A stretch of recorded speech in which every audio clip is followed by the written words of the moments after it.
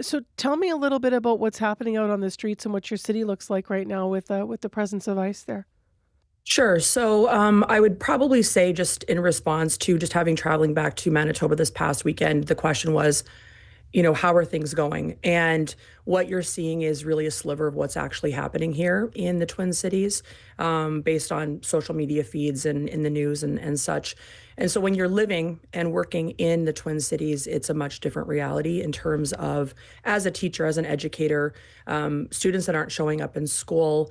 Um, you get information that someone that you know has been detained, whether they are a US citizen or whether they are an undocumented citizen, whatever the case may be.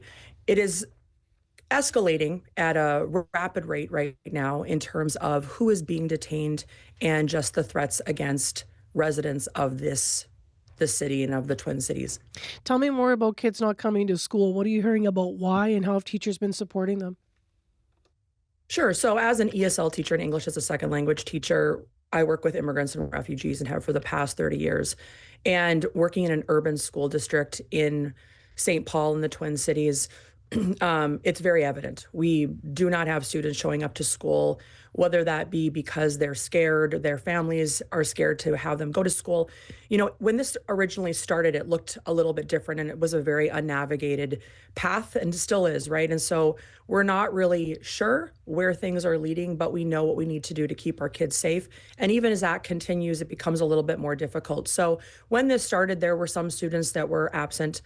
We would email home, we would call home, whether that be educators that teach those students firsthand, or that might be a bilingual educational assistant that would call home in the language of the students that were absent and just asking, why are you absent?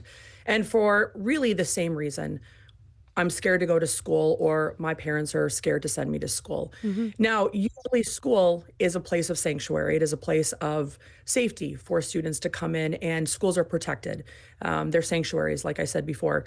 But as we're kind of getting deeper into the ICE action here in the Twin Cities, and as I'm sure that you've heard, we have thousands of ICE agents, and that's only increasing as the days unfold. So what we're seeing now is that they are staking out near schools. They've come into school parking lots. They've really crossed that line into what they should not be doing. It's unconstitutional to enter into schools, to come around schools.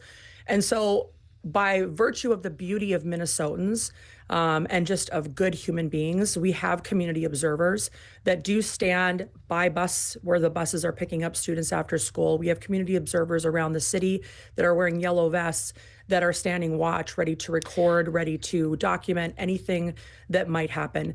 And this might seem like, how is this happening in a place like Minnesota? I mean, how would this happen in a place this has never happened before? Well, it's Mhm. happening. Happening Um, in a rapid and alarming rate. So, so a couple quick questions. Is it right you've been, in addition to calling kids, that some of the teachers have even been like delivering groceries and such to families, just really going above to support families? sure. So, yes, definitely. We as a staff, as a district, as a community, as just the entire Twin Cities have really pulled together. We do grocery runs, we collect donations, we actually bring groceries to families that are Okay. in need. We also do other things. We're constitutional observers. Some of us have taken training to actually be a constitutional observer. We call home, we email, What does we being a have. if I may interject, what does being a constitutional observer mean? It means that you're going through a training, whether that be at the district level or in the city, To do of what? what to do when ICE has some type of situation going on where they are blocking in cars, they're trying to detain.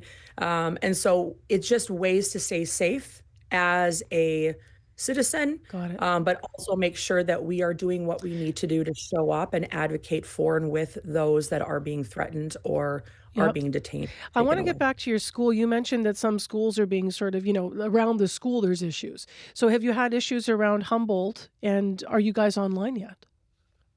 So, yeah, two good questions. So, yes, we have in the neighborhood. We are in a predominantly Latino and Hispanic neighborhood. We also, as an urban school district, have a very diverse student body. We're very proud of our diverse student body. We are, because we're urban, we do have a lot of students that are immigrants and refugees. And let me just state that this is not about undocumented or documented citizens. These are children. These are families that are here to work ethically and have come to this country for good reason. And so, yes, there has been ICE presence in the neighborhood. And then just repeat that second question again about virtual, I believe. Yeah, you said some schools are actually going virtual. Are you guys offering different types of learning because Yeah, of the yes. threats? So Minneapolis was the first district to do that. And as things ramped up in the cities, St. Paul, the past 2 days, we have had virtual, and we're back with our students today.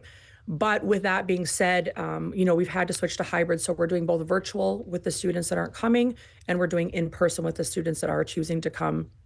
And so, district-wide, students were able, or parents were able to sign up their children for this. And it is possible that in the coming days, there will be more students that do not show up to school. I'm not going to assume, but just based on experience of what we've been seeing, that is likely to happen. And then in terms of what that looks like, we don't know how long it will last. Mhm. We don't know how many students will be absent. You're quoted in an opinion piece for Education Week about how this is impacting your school. In one article, you're quoted as saying, quote, "We're fighting to keep Humboldt High School a sanctuary of learning in a city that currently feels like a landscape of checkpoints," end quote, which reiterates a bit of what you've told us this morning. What are you saying to students, and what advice are you giving your students who are feeling scared right now? I have daily conversations with my students about what things are really happening. I don't sugarcoat things. I'm a true Manitoban. Like, I say things the way they are. I want my students to be safe. I want them to take the best care of themselves that they can, and whatever their parents decide for them. Like, I would love for them to come to school. We would all love for them to come to school. But the reality is, as a mom and as an educator, especially of immigrants and refugees and vulnerable populations, we want our kids to be safe. And so whatever that looks like for them, we tell them different things. Like, I've told my students, like, if you're out and about and an ICE agent asks how old you are, tell them that you're not 18, because there's a big difference between being 18 and being a minor. And that sometimes doesn't even stop them. I don't know if you're aware of this, but teenagers have now, and children have been detained by ICE as well in the cities, and that is increasing as the days unfold as well. And so, the only thing that we can do right now, to be very honest with you, is tell them we love them, teach them the best that we can virtually, give them the lessons that they need online, make sure that they have the food that they need in their homes, and give them the resources that they also need. Stay safe, please. Thank you. Amy, thank you very much for your time today. Thanks so much. I appreciate it. Amy Hewett-Olatunde, we spoke to her at 7 o'clock. She's an ESL teacher. She is a former Manitoban, but she is at Humboldt High School now. She teaches in St. Paul, Minnesota. I also asked her, by the way, or more correctly, Corey did, whether or not she thinks Manitobans should visit the Twin Cities right now, just for her personal perspective. And she said it's best right now to, quote, "stay away."